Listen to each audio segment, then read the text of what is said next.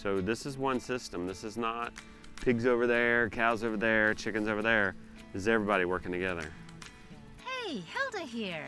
I bring you experts' experiences and epic adventures to boost your health. Today what I'm bringing to you is an amazing encounter I had with the Rhodes family. Justin and Rebecca Rhodes have a lovely homestead in North Carolina. I learned so much about how to raise animals, raise children, and live close to the land. I got my hands dirty and tried to do a few chores too, so check out our time together just recently in North Carolina. We peel them and then cut them up and eat them in chunks. Just fresh. We just check this every day, and this is our And that's your little lunchtime sweet treat. Yep. Ah. After meal type thing. Much better Have you ever than had one? Much better than Twinkies. You know, I can't remember if I had one or not. Oh. Wow. Oh. You all right? Yeah, I guess it's the rigors of getting a persimmon, a ripe persimmon. This is just harder than I thought. And we're just getting started. I'm a city girl with a country heart. I love homesteading. I love when people are close to the land and enjoying raising the animals and doing their crops and whatnot. But all I have in my backyard is a small garden, and the rats get most of the produce, to be honest. So today we're gonna, I think he said, milk the cows and do something else. And I'm just like excited to be along for the ride. And I'm here in the North Carolina mist, and that's nice too because I'm getting a little cold adapting in. It is chillier here than I anticipated, but this family has received me so warmly. I'm really looking forward to hanging with them for the next few days. Where most people might keep their pigs. Oh, most people, it's just unfortunate to keep their pigs in a pigsty, which is just earth and pigs in one spot, and so it just becomes, you might think it's muddy, but it's not. It's manure. It's manure and mud. And so how this is different is, it's not that much harder to do. Is if you're gonna keep your pigs in one place, put down deep bedding. In our case, wood chips. And the wood chips absorb the manure and the urine. And the pigs also turn it because they naturally till and root. And what ends up happening is you end up turning, this was once wood chips. Now look at that. That's really rich compost, just over time. And now I can harvest this compost. This wall comes down, this is temporary. We can pull this wall down, get in here with a machine, put in a manure spreader and take it to our weakest part of our pasture. But what happens to the pigs that are in those other conditions that are in the pigsty where it's just manure? Well, they get parasites and you have to worm them. So why wouldn't people do it this way? Beats me. Maybe it they don't seems know like, about it. One, they don't know, and two, it is a little harder. I mean, it's easier to just put a pig in one place, walk away, forget about it, and give it a shot every once in a while. This, you gotta find the wood chips, you gotta put it down, she's got some manure building up over there, we'll take a pitchfork. It's not that much, but it is something. But what people forget is, not only did you give a humane place for your pigs, you're getting compost out of it. Right. So you're getting this amazing byproduct out of it that makes the effort worth it. You know what this reminds me of? Health stuff, because we're going through a lot of stuff right now. People sometimes want the easy answer, the pharmaceutical solution, as they say, as opposed to cultivating health, which takes a little bit more energy, but you end up with a byproduct of a wonderful, healthy life. You're right. Which one's this one again? This one's the boy. Ah, Peter. And this one's the Peter Rabbit. They know it's breakfast time, right? Well, that was easy. Now comes the other part. No, I have to pick up grass and This long kind? there's like long strips for the sandwich. Okay. Do they ever hop out on you? Like run away?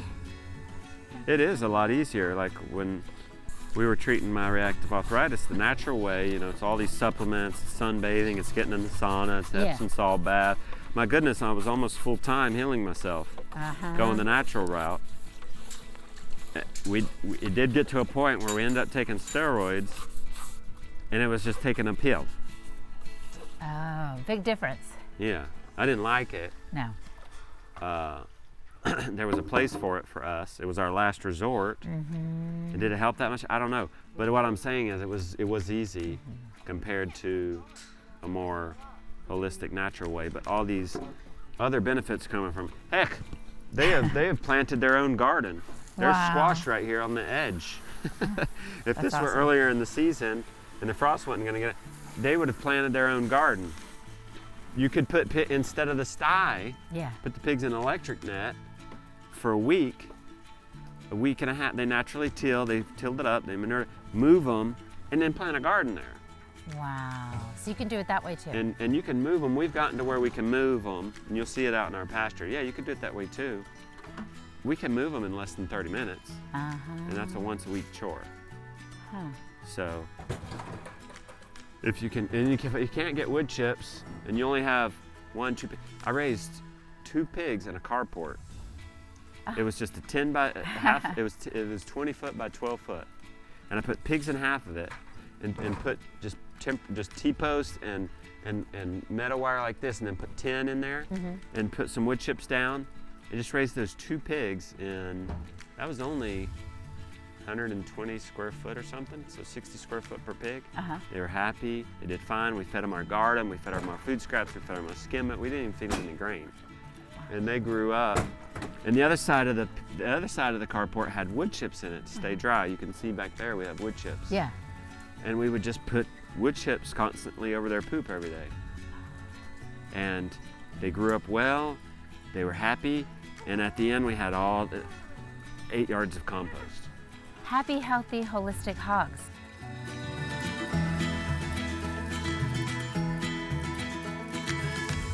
And we'll give you the honor of getting the eggs. Yay! Let Arun turn the fence off real quick.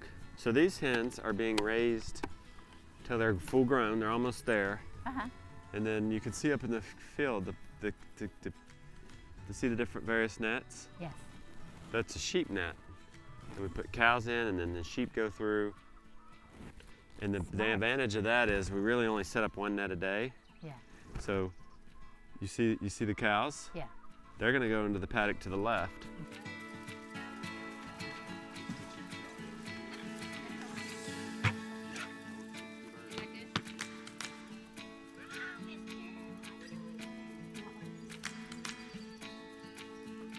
Look how pretty these eggs are. Oh, I love it. Arun's from India and grew up in the village where they don't have brushes. So we don't have our brush out here, so Arun just picks up some grass, folds it over, and he's got a nice brush. One is a girl that she will be a breeder, so she'll be a mama, and the other 2 are getting harvested on the 13th. It's important to kill on farm because then they actually have no bad days, because we'll give them some skim milk, and we'll shoot them in the head, and they never knew it was coming. So they have 0 bad days. Do you see how there's no grass in here? Yeah. Do you see any really grass that a cow, that you would imagine a cow would enjoy? No. No, there's nothing in here. But can you look down the line and see that line of green? So they've tilled, you see how they till? They till nicely. Yeah. And these old spots till really nicely. They do a really shallow till. Some pigs go really deep and really root it.